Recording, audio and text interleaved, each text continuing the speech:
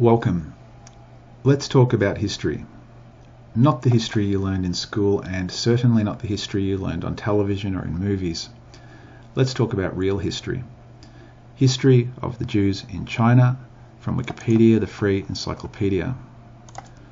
Early record. The earliest evidence showing the presence of Jews in China is from the beginning of the 8th century, a business letter written in the Judeo-Persian language discovered by Mark Aurel Stein. The letter, now housed in the British Museum, was found in Dandan Oilik, an important post along the Silk Road in northwest China during the Tang Dynasty, 618 to 907. The text is 37 lines in length and was written on paper, a product then manufactured only in China. It was identified by David Samuel Margoliouth as dating from 718 CE. Wikipedia states that the letter was concerned predominantly with the sale of sheep, complaints of unfair treatment, and the teaching of a girl.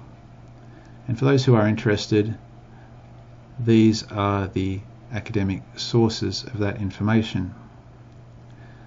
We also have a photograph of the actual letter here.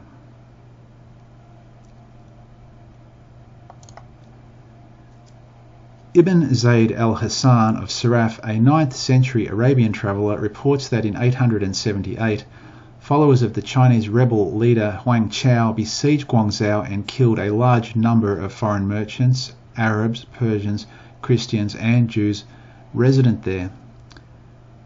And here we have the source for that information.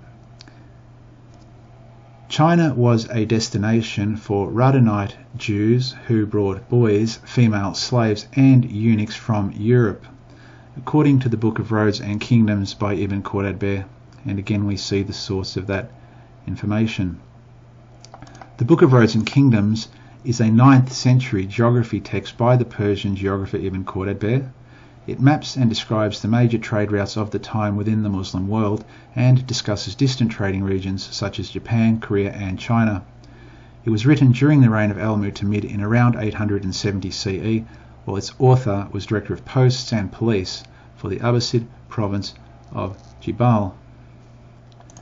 Wikipedia further states that Khordadbeh was the postmaster, chief of police and spy master.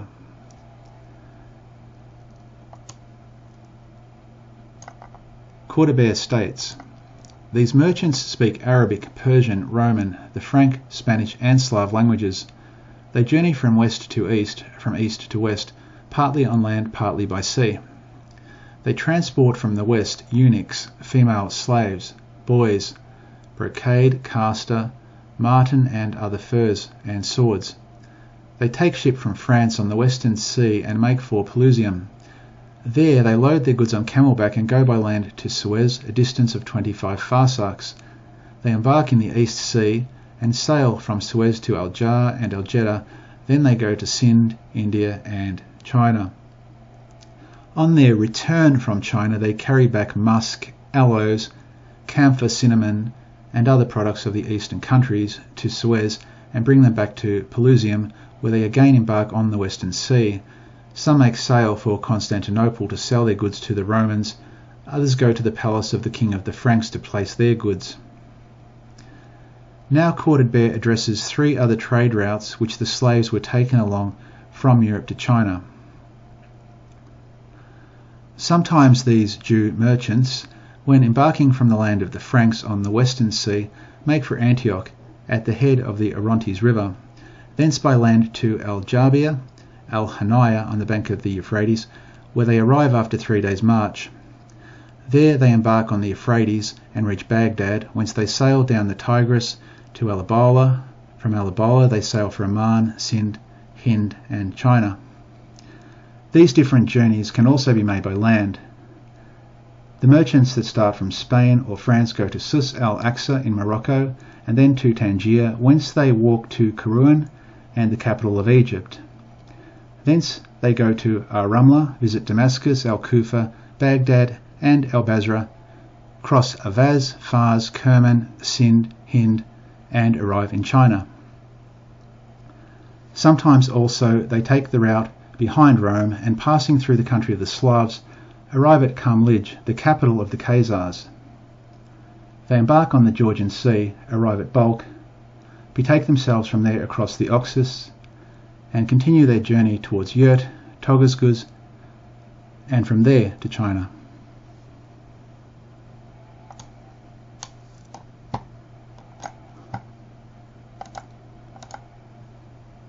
Clearly, Corded Bear had access to a wealth of information regarding these slave traders. As per Corded Bear's account, we understand that the Jewish slave traders took these European slaves to China via 4 different trading routes. Also, selling them in the other countries they passed through along the way. This is the earliest recorded history of the Jewish people in China and their activities there.